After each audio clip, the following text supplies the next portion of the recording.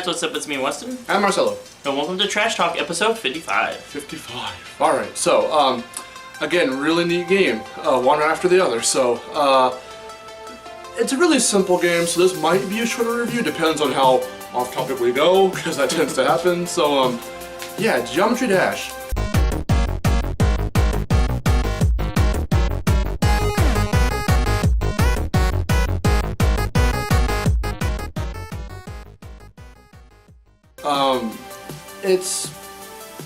I don't even know. It started off, let's get the summary over with. It came out initially for mobile devices on August 13th, 2013, and then it hit Steam a year later on December 22nd, 2014. It started out as an Impossible Game ripoff, if you know that game, the Impossible Game, which is a similar premise. You're a block, you're a square, and you have to it's a rhythm-based game, and you have to just tap on if you're on mobile devices, you tap the screen and you just jump over spikes and over little hazards like that, and you jump on platforms to the beat of the music. So it started out that way, but Geometry Dash, as we'll get into, does a lot of things differently. So, story. What's the story? The story, you're a little block, or you're a little 8-bit little figure if you unlock stuff, and then you just pretty much go through the maps. Yeah, there's no story. There's no story to this game. It's a rhythm game. It's one of those gamey games. It's kind of like it's something of an arcade game where you just go through the motions. It's super simple, super straightforward. You need no tutorials. You need no nothing. We'll get into gameplay for that kind of stuff. But the one thing that kind of you can say it's something of a story is come the 2.0 update. They added in these little. When you do the level creator. They're hazards, but they kind of got this characters, which are those little chompy guys. Yeah. Because in the tagline for most of the promo images and such for the update, it said the invasion has begun, and it's those little dudes. So like, I know there's still not much of a story to the game, but there are kind of characters, you know, besides your little block dude, which is just interesting to me, like. Because thinking about it, like really see here we go off topic, kind of thinking about it, what the parallels I draw from this kind of a thing is how I said the game started as the Impossible Game, as an Impossible Game ripoff, kind of, or a clone, and it grew into something bigger, with more expansive stuff, cooler looking, you know, backgrounds and such, and it reminded me a lot of Bit Trip Runner from Gaijin Games. The first one was very much that kind of generic, like, just got your little character and you're running through the levels. Bit Trip Runner 2 made it like an actual, like there's characters. I think there might be a plot in that game. I haven't really played it, the sequel. But it's much more of like there's a world and such. And that's kind of what it's starting to feel like for Geometry Dash with these newer updates. But that's just how I see it. So, speaking of gameplay, what do you have to say about it?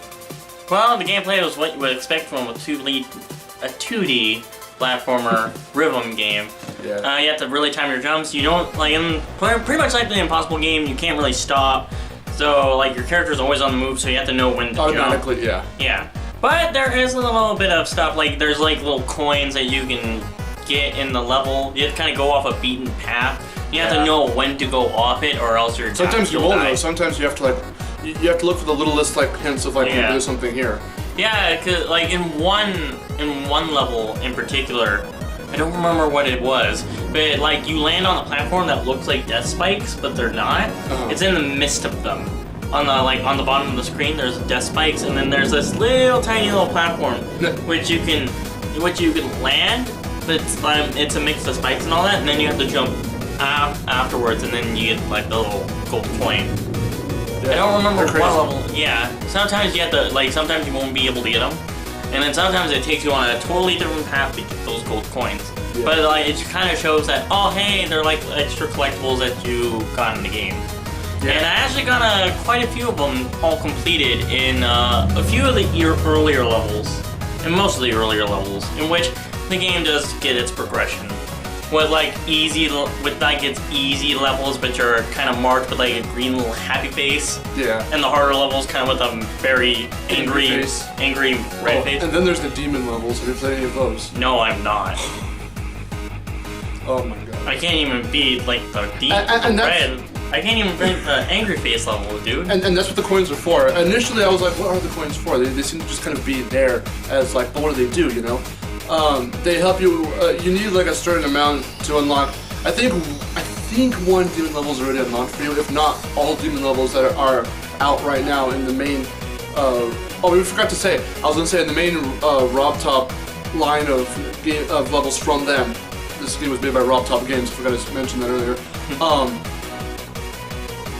In the main line, how was I gonna say that? I forgot what I was gonna say. My train of thought just, I think they all have to be unlocked. That's what I was gonna say. Yeah. It's either the first one's already unlocked for you, and then you have to unlock the other ones. No, I think you have to unlock them all. No, I think the first one you have to get, you have to have 12 coins in order to unlock it. I remember that. Because there's 3 coins per level. Yeah. The reason why I say the main Rob Top line of games of levels is because, like I was saying earlier, there is a level editor and there is an online thing where there's a community. There's a whole community side to the game, which we'll probably get into a little bit. Well, it's gameplay. We can get into it right now. Yeah, you can create crazy ass levels, or you know, they can look before the 2.0 update, because the 2.0 update added a lot of things, and you can do a lot of crazy shit with it.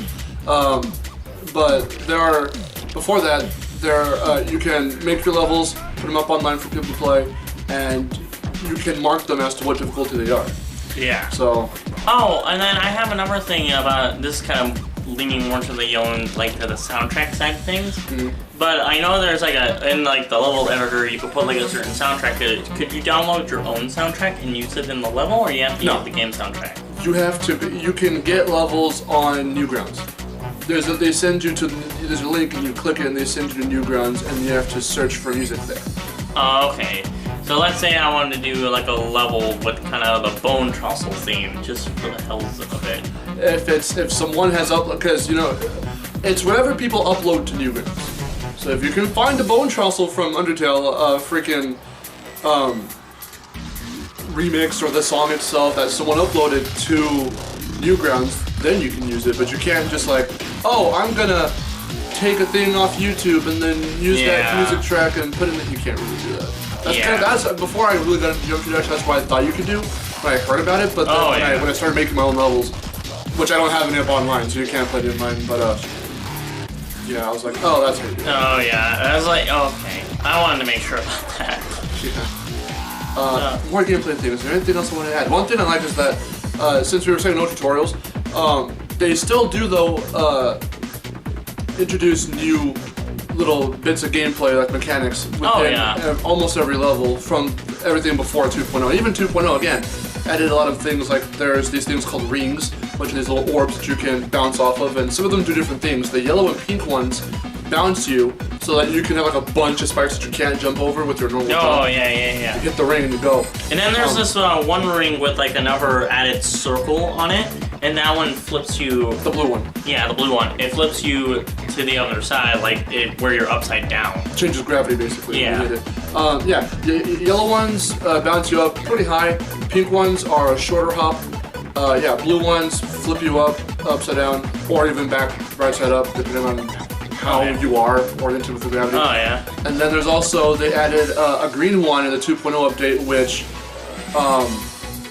it does the same thing as the blue one, but in a shorter, how would you describe, radius, I guess, or span? How do I describe it? You can have like ring, like of the green ones. Yeah. And you'll flip. Instead of flipping the gravity all the way up, you'll just Yeah. I think I know what you mean. Instead of sending you all the way up to the ceiling, it just kind of flips you. It just reorients you so you can drop that down or drop wherever. So like how the yellow one does it at a certain height and the pink one does it at a shorter height, the blue ones flip you up, the green ones flip you not as far, I guess you could say. And then we've gotten some sneak peeks of the 2.1 update, which at the time of this episode, for us filming this episode, it's not out yet. They added, I think, a black one that does, I don't even remember what. There's a black ring, and then there's some other kind of ring-like arrow-looking icon. I don't even know how to describe it. And it sends you, how do I describe it? You float in a straight line. Yeah. And it's really weird. You kind of do like a little tumbling animation, but you go shooting off in a straight line. Not fast, but like you just glide. Oh. It's really odd. I'll have to show you that video later, the sneak peek video. But yeah, so let's plug that right now. I guess RobTop does have a YouTube channel, and they do post little sneak peeks. So go links below. They added like fireballs, the little chompy guys. There's flying chompies, and they spit fireballs at you. And there's all kinds of stuff that they're adding. Oh yeah, and then plus you also have different game modes because guess what? You don't get to stay as level block. You also become a flying ship, like a little arrow kind of like ship thing. Where like during certain levels it becomes more like loat line. Yeah. In those parts, and then in the 2.0 update, I believe you also become like a little mech. Yeah, a robot-looking mech dude. Yeah. Yeah, in which you could hop around and all that stuff. Yeah, there's a spaceship, there's a UFO, there's a razor blade looking. They just call it simply ball, but it's like a razor blade. Oh yeah, it's a razor blade, and then that one instead of flipping, like it allows you to flip on surfaces, like kind of at will. Yeah. Whenever you tap, it'll flip up, and then you're stuck to the. It's almost like an anti-gravity thing. You're stuck to the ceiling. Yeah. And then you go back and down to the Then you can go back down. Yeah. The ship is kind of like just this little. You tap to stay up. The UFO acts like the bird from Flappy Bird. Every time you tap it, it goes bloop, bloop, bloop. I hate that stuff. I still have that game actually, and I'm not gonna delete it ever. And then there's that. There's the arrow. Yeah. I'm feeling I'm missing one. If I am, here it is. If not, then there's nothing there. But I might be missing one. I'm not sure. Oh, and then in the 2.1 update video, not update video, but the teaser video, they teased Spider vehicle. They're all classified as vehicles, but the Spider one, it acts like the ball, and if you go up, but it's instant. Like you'll go right up to the wall, and then you crawl on the ceiling, and then bam, you go back, you snap to the floor. So it's going to be a lot faster. And so I can imagine them doing a level for that where like you really have to be quick with how fast you go up and down and all that stuff. Unlike the kind of like the Saw. Yeah, where it's kind of like a little bit more lenient and kind of more widespread. That one's more physics-based. It's just it'll go and then it'll go and then it'll go. This one just snaps up, snaps down, snaps up. Also, there's a lot to cover. We can't go over all of it, so we're not gonna. This isn't gonna be like a 40-50 minute video, hopefully. One thing is so there's that. There are the vehicles. Then there's also the portals, which will turn you into said things. Of the vehicles, and there's also just one that straight up makes you flip over. There's a gravity one. So yeah, there's a lot of gravity stuff in this game, and between like flipping gravity with the ball or the spider, and then flipping from going through a portal, an anti-gravity portal, and then there's the blue ones that send you back down, and that changes gravity. There's a lot of gravity changing things in this game. There's also you can also control the speed. Of how you're automatically already going, you know? You can, electrodynamics is the one that does this. Yeah. It's the only one in the main RobTop line of levels that makes you, that mess with the speed. So you go, and it starts off pretty normal from the beginning. I'm sweating profusely. I hope you guys can't see that. Maybe you can. It's pretty HD now. I'm sweating my ass off. It's July or August. When is this going up? About August, but we're filming it in July. It's fucking hot in California. Anyway. Way to date it. Whatever. Doesn't matter. Well, whatever.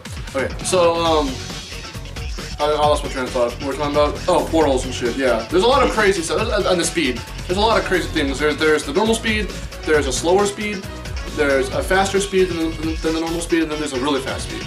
Yeah. So, and electrodynamics, which is one of the levels, really messes with that.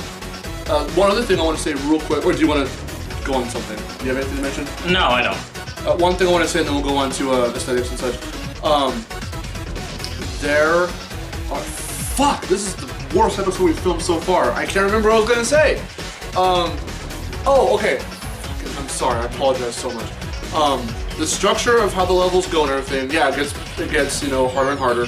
But none of them are locked, besides the demon levels. You can play whatever level you want to, and that's what's cool. It doesn't limit you.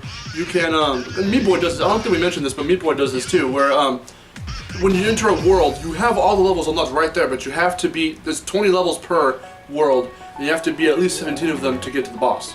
But you can play them in whatever order you want, whenever you want, and that's cool. Same thing here with Geometry Dash. You can play whatever level you want, and it's just that there's the order in which, of course, from easier levels to the harder levels, you're going to want to do them that way because you want to learn how everything goes. Yeah. But they give you the option to just play whichever one you want, and if you're a first-time player of this game, and you go to the harder levels, you're gonna be like, what the fuck?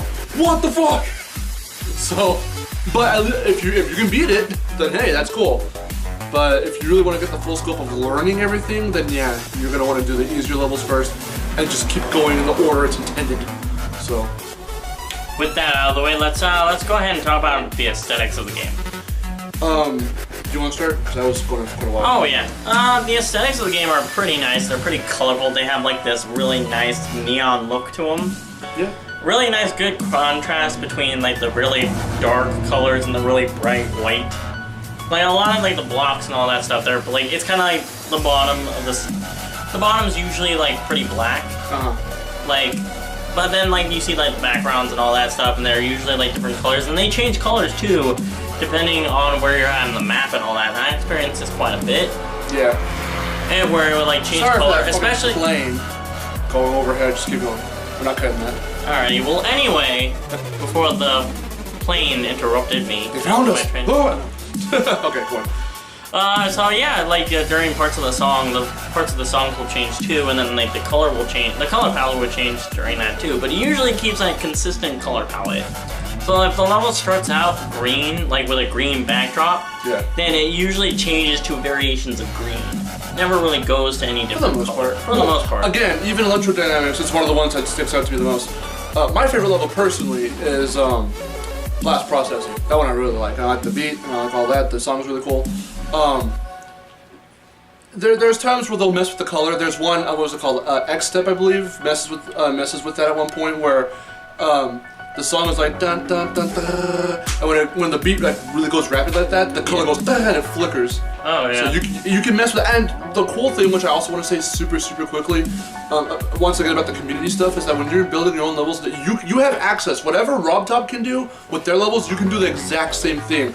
So you're not limited to like, oh, I can only do levels that look okay, and can't do everything that the RobTop levels. No, you can do it and go beyond that. There's people that have made Geometry Dash look like completely different games with how they've built it, and it's insane. Yeah, it's not like a simple little level editor where it's just like done. Yeah. No, it's really in depth. Yeah.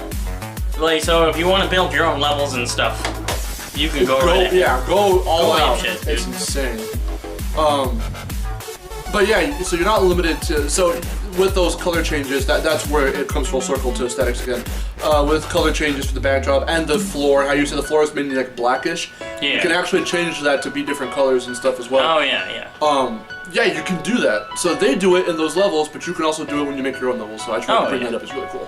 Oh yeah, and then they don't really go for any real complicated shapes. They're mostly just stuff made out of simple shapes. Yeah. They really don't. Even the things that look complicated, they just layer shit on top of each other. Yeah, it's just layered, simple shapes like squares, triangles, all that stuff. It's kind of really layered pretty upon. to look at. And it looks really nice. It's very geometric. It's the game's Geometry Dash. The one thing though, one little criticism I guess we can say off the bat is that sometimes, for some levels, and those people who aren't as articulate, they won't know initially what's good and what's bad, what you can hit or what you shouldn't be hitting, and dying from, and what is just background stuff, because there are like little pegs that have circles that bounce and undulate to the beat. Pulsate is what I meant to say, not undulate, pulsate to the beat. And there's little shapes that you can just put all around everywhere that pulsates to the beat as well. But when you mix that with a bunch of other stuff, and then they started adding moving platforms in 2.0, it can get a little. And that's just based off. Now that's just from the creativity of the creator of the level. If you want to go super convoluted and put all kinds of shit, that's where some of the most hardest user-made demon levels come from. Because there's so much happening on the screen, and the colors are just going all crazy. You don't even know which way you're supposed to go and what you're supposed to do. And then so combined with the fastest speed, combined with all the shit you can put on screen at once, and it never chugs. The game never chugs. If it ever chugs, it's because, like, say you have your little interface helper on, because I have to, my home button on my iPod is stuck. So I had to put on the little user face helper that brings the home menu up for you. Yeah. If you mess with that kind of shit as you're trying to play, then it'll slow down and the music will even get delayed. That's just because I don't think they built it with that in mind. Yeah. And that's just one thing, but the game never drops frame rate, it never does anything like that. It can run everything really well, both on Steam and on iOS and all that, so that's really good. Yeah. And it's really cheap too. I don't remember how much I got it for on Steam, but because I have both versions, but on the first version I got was the iOS version, and it was pretty cheap. I don't remember how much, but it's like less than $10. Yeah. Which most games are, but it's a really affordable price. It's worth your... With all this shit, it's really good and really, like, addicting. Because when I first got you into it, you were playing it almost non-stop. Oh, yeah. No. Around the office when we were at Gear Shift and all that stuff. Oh, yeah, I've just been playing it just to get better at it. It's an addicting game. It's a simple game. Every so often you're bored, you're like, okay, I'm just going to play some games. Yeah, just going to play this. Like, I'm playing a really super complicated game. Sometimes, when you're on the go, sometimes a simple game like this... It's well worth the money. Really keeps your attention. It's well worth the money, in my opinion. So, with that, soundtrack. The soundtrack is really good in this game. I love the soundtrack. Yeah. My favorite song from the soundtrack is actually from the second level. With the kind of Back on track. Yeah, back on track. Yeah. Yeah. Yeah. That one. Yeah, no, I really like that one. I like how it kind of has that piano sound to it, and I really like listening to that one. The tracks, even the tracks, to complement the difficulty of the levels, they start off sounding really like, alright, upbeat, yeah. And then like the more dubsteppy ones come in later, the harder it gets. And one of the ones I like is Clutterfunk, because Clutterfunk in Geometry Dash reminds me of the level Betamax from Liltline. It's that wacky, out there, like what the fuck am I listening to kind of level where it's just trying to trick you, but it sounds awesome, and it just sounds wonky and wacky and silly, but then it gets badass later. Like, it starts off with like an oboe or something playing, it's like boom, boom, boom, but it sounds all goofy and whatever, but then when you get to the drop, it's like boom, boom, when it gets just, sorry for my poor dubstep impression, but it gets insane is what I'm trying to get at, that's my point. It gets really insane, but it's super badass to listen to, and it's challenging. So. Oh yeah, this is probably one of the better games. I'm sweating with joy. I'm so excited. This is probably one of the better electronica-based soundtracks that I've heard. It's up there with Electronic Superjoy, in my opinion. Oh yeah. Really good freaking party-ass music. Oh yeah. The soundtrack. Yeah. It has some really good music in this game. And it's not one composer, and these composers that I don't want to do quotes because they are composers. They're not.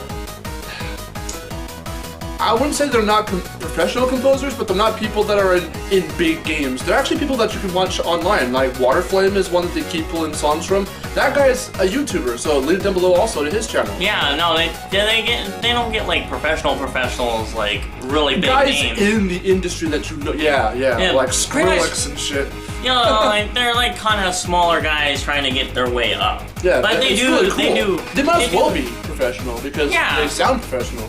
Yeah, they do a lot of really good professional work, though they're not big themselves. I would recommend kind of giving these guys a listen. Yeah, we'll put not just Waterflame, but several of them that we can find in the description. Not to any songs they've done, but to their channels, and then you can just look them all those songs up for yourself. Especially if you're a big electronica fan, then yeah. I think you'll like it. Yeah, and even if you're not, it's still enough to where it's not like. Because some people are super opinionated when it comes to dubstep, like they'll think, oh, Skrillex, oh, whatever, oh, fucking Deadmau5. Like, no. This kind of dubstep, because there's different kinds, like trap and like whatever else, step, you would just call this just more like, electronica music, kind of party music in a way.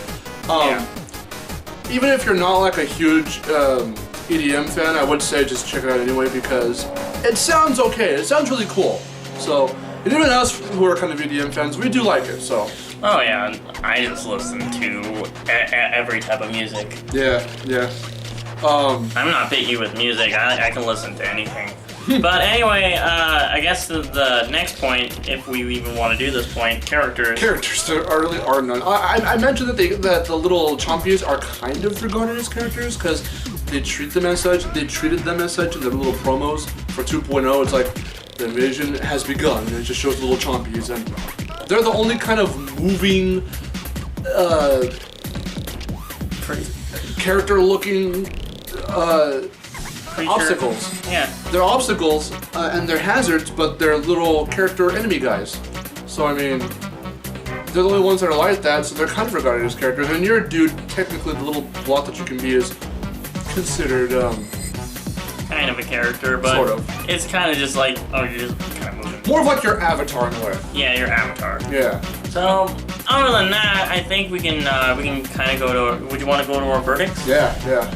So, since, you want me to start? Yeah, go ahead. I don't know why I'm there for a moment. So, I would give this game a 4.5 out of 5. It's a really fun game.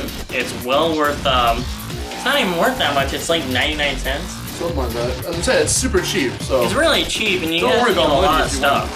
And unlike most mobile games, and mobile games do have the stigma, I'm not gonna lie, most of them are like this, where they're just like pay-to-win kind of games where you pay a lot of money. Those are just the people looking to make a quick buck. No, Rob Top made this to entertain people. They made it as no, this is one of those mobile games which are actually really good. It's not a cash grab at all, and it actually has a lot of good stuff to it. Even in their first trailer, not the 2.0 trailer, but their first trailer to show off the game, they even, because they put in their little, like, crazy levels, awesome fun. They even said no DLC. Those updates are free.